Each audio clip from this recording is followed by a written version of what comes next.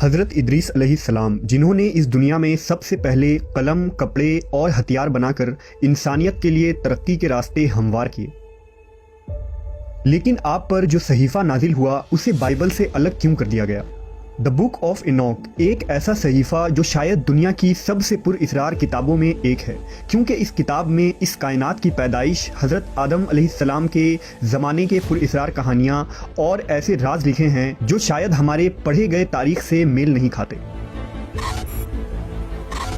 Giants, علم نجوم، portals اور خلائی مخلوق سے حضرت ادریس علیہ السلام کا جنگ کرنا، یہ تمام چیزیں اس کتاب کو مزید پر اسرار بنا دیتی ہے۔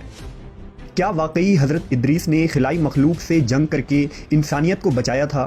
اسلامی روایات اس کے متعلق کیا کہتی ہے؟ کیا ماڈرن سائنس کا سب سے بڑا سوال یعنی ایلین اور پورٹلز کا حضرت ادریس کی زندگی اور دور سے کوئی تعلق ہے؟ حضرت ادریس علیہ السلام اللہ کے تیسرے پیغمبر تھے جو حضرت آدم اور حضرت شیس علیہ السلام کے بعد نبوت کے منصب پر فائز ہوئے۔ آپ کی پیدائش قدیم شہر بابل میں ہوئی۔ روایتوں کے مطابق حضرت ادریس نے دنیا میں لوگوں کو سب سے پہلے لکھنے پڑھنے اور تعلیم حاصل کرنے کا درس دیا۔ آپ کا زیادہ تر وقت درس و تبلیغ میں گزرتا تھا، چنانچہ لوگ آپ کو ادریس یعنی درس دینے والا کہہ کر پکارنے لگے۔ آپ علیہ السلام حضرت شیس کے 5ویں نسل سے تعلق رکھتے تھے۔ مورخین کے مطابق حضرت ادریس حضرت آدم کے 500 سال بعد اور حضرت نوح علیہ السلام سے 1000 سال پہلے پیدا ہوئے۔ حضرت آدم علیہ السلام کے بیٹے حضرت شیس کا انتقال ہوا تو کچھ عرصے بعد ان کے پیروکار بہت کم تعداد میں باقی رہ گئے۔ قابیل کی اولاد نے کفر و شرک، بدکاری و بے حیائی کا بازار گرم کر رکھا تھا۔ زناکاری اور شراب نوشی عام تھی۔ ہر طرف بتوں کی پوجا اور آگ کی پرستش ہو رہی تھی۔ لہذا بنی آدم کی ہدایت و رہنمائی کے لیے اللہ نے حضرت ادریس کا انتخاب کیا۔ نبوت کے منصب پر فائز ہوتے ہی آپ نے اپنی قوم کے بھٹکے ہوئے لوگوں میں وعظ و تبلیغ کا کام شروع کر دیا، لیکن وہ سب آپ کے دشمن بن گئے، اور جو لوگ بھی حضرت ادریس پر ایمان لائے ان لوگوں نے ان پر ظلم کرنا شروع کر دیا۔ لہذا حضرت ادریس نے اپنے پیروکاروں کے ساتھ بابل سے ہجرت کرنے کا ارادہ کیا۔ حضرت ادریس اہل ایمان کو لے کر مصر کی طرف چل پڑے اور دریائے نیل کے کنارے آباد ہو گئے۔ یہ ایک سرسبز و شاداب علاقہ تھا۔ حضرت ادریس اور آپ کے ساتھیوں نے یہاں دعوت و تبلیغ کا کام جاری رکھا اور ان لوگوں نے یہاں مختلف علوم سیکھ کر خوب ترقی کی۔ اللہ نے قرآن مجید میں حضرت ادریس کا ذکر یوں فرمایا ہے، اور اس کتاب میں ادریس کا بھی ذکر کیجیے، بے شک وہ بڑے سچے نبی تھے اور ہم نے ان کو بلند رتبے تک پہنچایا تھا۔ حضرت ادریس نے ہی سب سے پہلے قلم سے لکھنا اور کپڑا سینا ایجاد کیا۔ ان سے پہلے لوگ عموماً جانوروں کی کھال کو بطور لباس استعمال کیا کرتے تھے۔ حضرت ادریس وہ پہلے انسان تھے جنہیں علم نجوم اور علم الحساب یعنی ایسٹرولوجی اور میتھمیٹکس کا علم بطور معجزہ عطا کیا گیا تھا۔ کہا جاتا ہے کہ آپ کو 72 زبانوں کا علم تھا اور دنیا کی تمام قدیم بنیادی زبان مثلاً عربی، سریانی، لاطینی، یونانی، عبرانی اور مصری زبان کی بنیاد آپ نے ہی رکھی تھی۔ حضرت ادریس پر 30 صحیفے نازل ہوئے جو اس وقت کے لوگوں کے لیے رہنمائی تھی۔ آپ نے ہی اسلحہ اور ہتھیار بنانے کے فن کو عام کیا۔ مورخین نے لکھا ہے کہ چونکہ بنی قابیل بار بار آپ کے علاقے پر حملے کیا کرتے تھے، لہذا آپ نے اسلحہ بنائے اور ان سے کئی بار خون ریز جنگ بھی لڑی۔ حضرت ادریس علیہ السلام نے 365 سال کی عمر پائی تھی۔ علماء و مفسرین اور بہت سے تابعین کا یہ قول ہے کہ حضرت ادریس علیہ السلام کو زندہ آسمان پر اٹھا لیا گیا تھا اور چوتھے آسمان پر آپ علیہ السلام کے روح کو قبض کی گئی، جہاں نبی صلی اللہ علیہ وسلم نے معراج کی رات آپ سے ملاقات کی تھی۔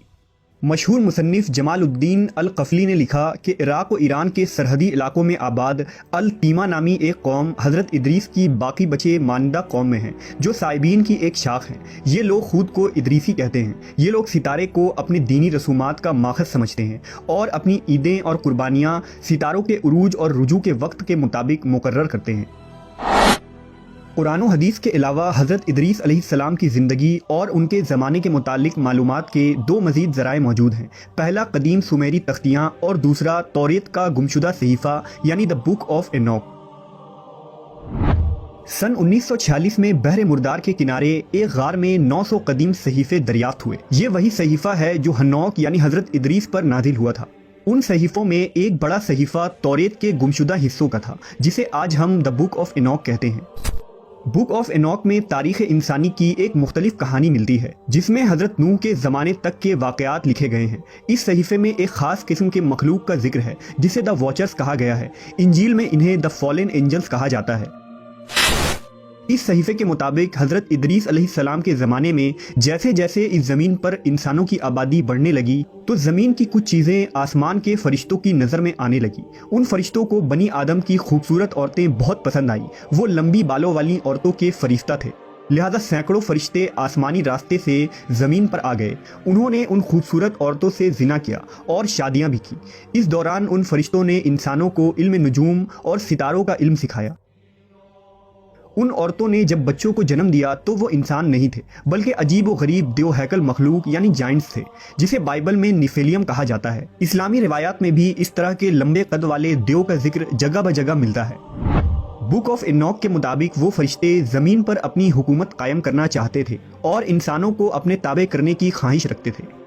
دراصل اہل کتاب یہود و نصارہ کا یہ عقیدہ ہے کہ ابلیس ایک فرشتہ تھا اور اس نے جب اللہ کی نافرمانی کی تو وہ مردود ہو کر ابلیس کہلایا، جبکہ قرآن و حدیث کے مطابق ابلیس فرشتہ نہیں بلکہ ایک جن تھا۔ لہٰذا اس غلط عقیدے کی بنیاد پر توریت اور عیسائی لٹریچر میں ان مخلوق کو فرشتہ لکھا گیا ہے، جبکہ فرشتے اللہ کے حکم کے تابع ہوتے ہیں، نہ ہی وہ نافرمان ہوتے ہیں اور نہ گناہ کر سکتے ہیں۔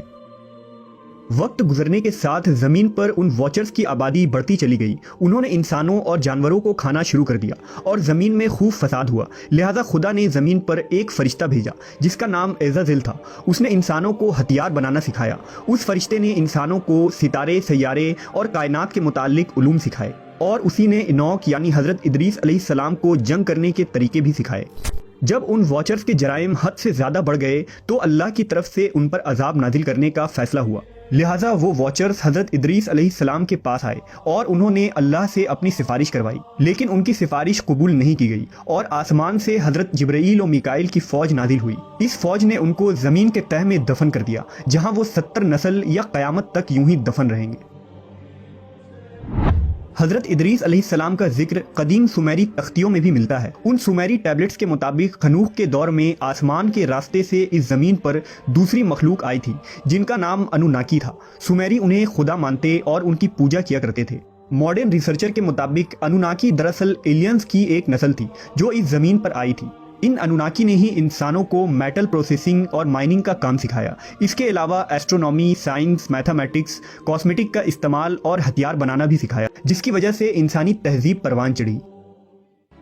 اسرائیلی روایات، صحیفہ اینوک اور سومیرین ٹیبلٹس کے ساتھ اگر اسلامی روایات کو جوڑا جائے تو حضرت ادریس علیہ السلام کے دور کا ایک ایسا خاکہ بنتا ہے جس سے دوسرے سیارے پر خلائی مخلوقات کی موجودگی اور پورٹلز کی موجودگی ثابت ہوتی ہے۔ عین ممکن ہے کہ وہ فالن اینجلز، واچرز یا انوناکی کوئی خلائی مخلوق ہوں جو دوسرے پلانٹ سے ہماری زمین پر حملہ آور ہوئے ہوں اور جن سے حضرت ادریس علیہ السلام نے جنگ کیا اور انسانی تہذیب کو بچایا۔ کیا جدید سائنس جس پورٹلز اور ایلین کی تھیوریز پیش کرتی ہیں، یہ تمام چیزیں حضرت ادریس کے دور کی ٹیکنالوجی تھی؟ قرآن و حدیث کی جدید سائنسی تعبیر کیا نئے نئے رازوں سے پردہ فاش کرنے والی ہے؟